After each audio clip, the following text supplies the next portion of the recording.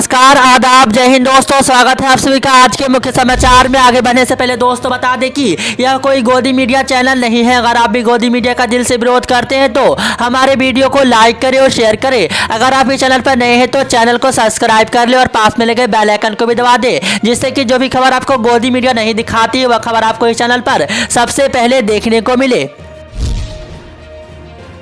Bahujan Samaj party के मुखिया मायावती ने गुरुवार को यूपी के वाराणसी में जनसभा को संबोधित किया। यहां मायावती ने कहा कि कांग्रेस के बाद सपा और बीजेपी के शासनकाल में भी यूपी की जनता दुखी रही है। मायावती बोली कि बीएसपी अकेले अपने दम पर सभी सीटों पर यह चुनाव लड़ रही है। वह बोली कि बीएसपी पूर्ण बहुमत के साथ सरकार बनाने के लिए चुनाव में उतरी है। उन्होंने कहा कि पिछले कुछ सालों में धर्म के नाम पर प्रदेश में सिर्फ तनाव ही बढ़ा है। जी हाँ दोस्तों, आपको बता दें कि मायावती ने अपनी रैली की शुरुआत में कांग्रेस पर भी निशाना साधा। कहा कि बीएसपी के संयोजक काशीराम के निधन पर कांग्रेस की केंद्र सरकार ने एक दिन का भी राष्ट्रीय शोक नहीं रखा था। कहा गया कि कांग्रेस पार्टी जब सत्ता में होती है तो वह दलित महिलाओं का ध्यान नहीं रखती है। वहीं आपको बता दें कि मायावती ने कहा कि जब बीजेपी की सरकार बनी तो उन्हें लगा था कि सपा के फैसलों का बदला जाएगा, लेकिन ऐसा हुआ नहीं। उन्होंने कहा कि बीजेपी को सत्ता में आने से रोकना है क्योंकि इसकी नीति और कार्यशैली जातिवाद, पूंजीवाद और आरएसएस की संकीर्ण एजेंट वाली है। मायावती ने कहा कि बीजेपी की सरकार ने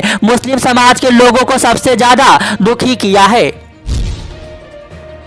अपने कद्दावर नेता आरपीएन सिंह के भाजपाई खेमे में चले जाने के बाद भी कांग्रेस के हौसले पस्त नहीं हुए हैं। कांग्रेस यूपी के छठे चरण में गुरुवार को हुई 10 जिलों की 57 विधानसभा सीटों की वोटिंग में लगभग 1 दर्जन सीटों मजबूत चुनौती पेश कर रही है। पार्टी का अनुमान है कि इस चरण में मजबूती के साथ चुनाव लड़ रहे हैं।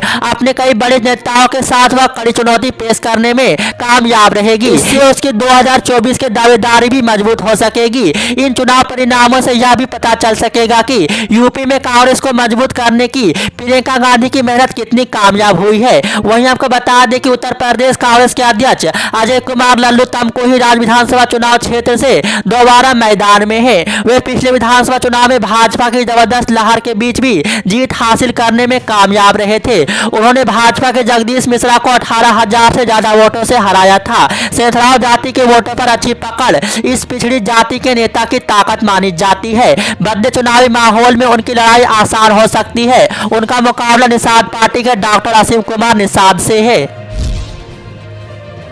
आयकर विभाग ने शिवसेना पार्षद और बीएमसी के कुछ ठेकेदारों के खिलाफ गुरुवार को बड़ी कार्रवाई की है। मुंबई में आयकर विभाग ने कार्रवाई करते हुए 3 दर्जन संपत्तियों का पता लगाया है। इसमें कुछ संपत्ति बेनामी संपत्ति भी है। इन संपत्तियों की कीमत 100 करोड़ रुपए बताई जा रही है। जी हां दोस्तों, आपको बता दें कि आयकर विभाग ने 25 फरवरी को महाराष्ट्र की राजधानी मुंबई में लगभग 25 से ज्यादा जगहों पर छापेमारी की कार्रवाई की थी। केंद्रीय प्रत्यक्ष कर बोर्ड ने मंगलवार को एक बयान में बताया कि प्रारंभिक जांच में पता चला है कि इन ठेकेदारों ने लगभग 200 करोड़ रुपए की आय में चोरी की है। वहीं आपको बता दें कि सीबीडीटी के बयान में यह भी कहा गया है कि यशवंत यादव और उनके करीबियों द्वारा किए गए अनुबंधों पर काम करने वाले कुछ ठेकेदारों के आवास पर छापे मारे गए हैं। गौरतलब है कि यादव बीएमसी के अस्थायी समिति के अध्यक्ष हैं।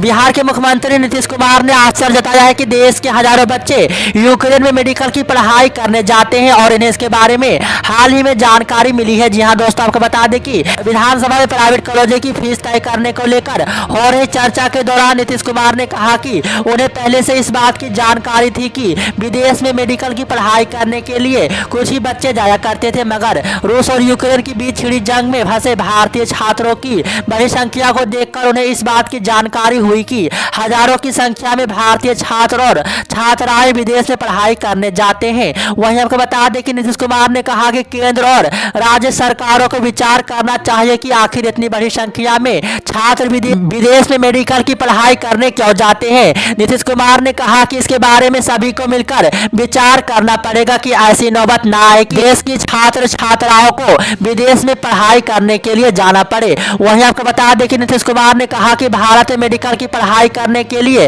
कड़ी प्रतियोगी परीक्षा पास करनी पड़ती है, मगर यूक्रेन के मेडिकल कॉलेज में दाखिले के लिए कोई परीक्षा देनी नहीं पड़ती है। उन्होंने कहा कि इन सब के बारे में उन्हें जानकारी रूस और यूक्रेन के बीच छिड़ी जंग के दौरान ही मिली है। इसी तरह की छोटी बड़ी खबरों को जानने के लिए जुड़े रहे हमारे चैनल के साथ। मिलते हैं अगली बड़ी खबर में, तब तक के लिए जय हिंद।